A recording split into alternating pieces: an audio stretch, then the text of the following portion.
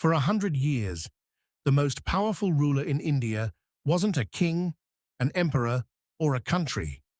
It was a company, with an office in London, a stock price, and annual shareholder meetings. This is how a corporation conquered a subcontinent. December 31st, 1600. Queen Elizabeth I signs a charter giving a group of London merchants a monopoly on trade with the East.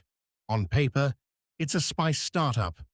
Meanwhile, on the other side of the world, Mughal India is the richest empire on earth, producing roughly a quarter of everything made by humans.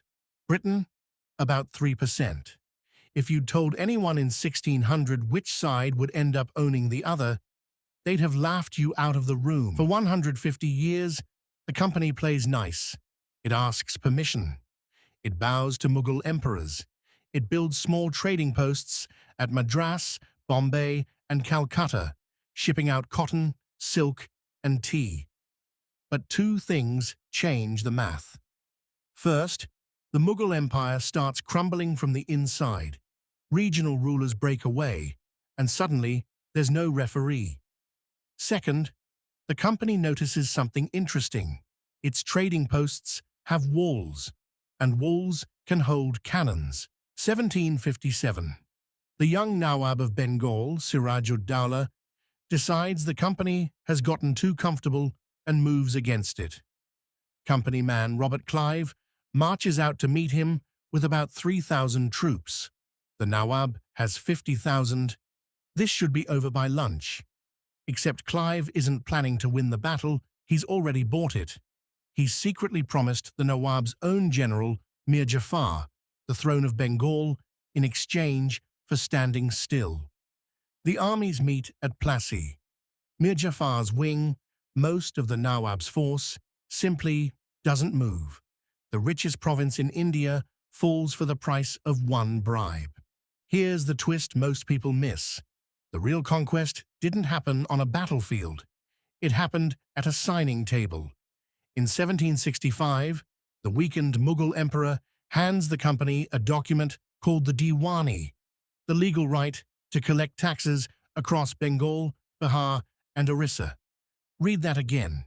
A corporation now taxes 20 million people. The company stops making money by trading. Why bother? And starts making money the way governments do.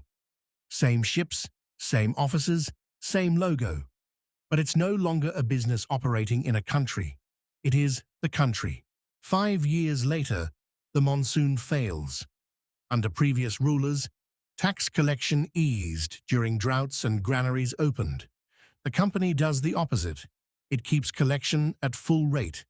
In some places raises it, because London shareholders expect a dividend. The Bengal famine of 1770 kills millions, by many estimates up to a third of Bengal. That same year, company stock keeps paying out. The famine isn't a malfunction of the system. The system is working exactly as designed. Revenue out, responsibility nowhere. Now, the company does something no corporation before or since has matched. It builds an army. Not security guards, an army, infantry, cavalry, artillery, mostly Indian sepoys under British officers. By the early 1800s, it fields around 260,000 men. For scale, that's roughly twice the size of the actual British Army. It fights wars, signs treaties, and swallows kingdom after kingdom, Mysore, the Marathas, Punjab, each conquest funding the next. The map of company territory spreads like a stain. So where did all the money go? Out. Indian taxes bought Indian goods, which were shipped to London and sold. Profit banked in Britain. Bengal's world-famous weavers were squeezed by company pricing until the industry collapsed. India went from exporting cloth to the world to importing it from Manchester. The company even balanced its books by growing opium in India to sell in China.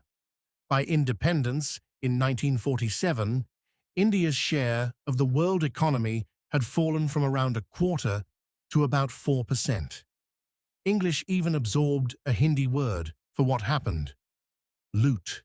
The company issues its sepoys a new rifle cartridge, one you had to bite open. Then the rumor spreads. The cartridges are greased with cow fat and pig fat. Sacrilege for Hindu soldiers, sacrilege for Muslim soldiers. In one move, the company has managed to outrage everyone holding its guns. Sepoys across northern India mutiny, and a century of resentment detonates with them. Princes, peasants, weavers. Delhi falls to the rebels. The company claws back control after more than a year of brutal fighting. But in London, a verdict has already been reached. This corporation can no longer be trusted with a country. In 1858, the British government does something remarkable. It nationalizes the conquest. The Government of India Act transfers everything: the land, the army, the tax machine, from the company to the crown. The sepoys become the British Indian Army. The company's employees become civil servants. Queen Victoria will later take the title Empress of India. And the East India Company itself. It limps on as an empty shell until 1874, then quietly dissolves. No trial, no reckoning.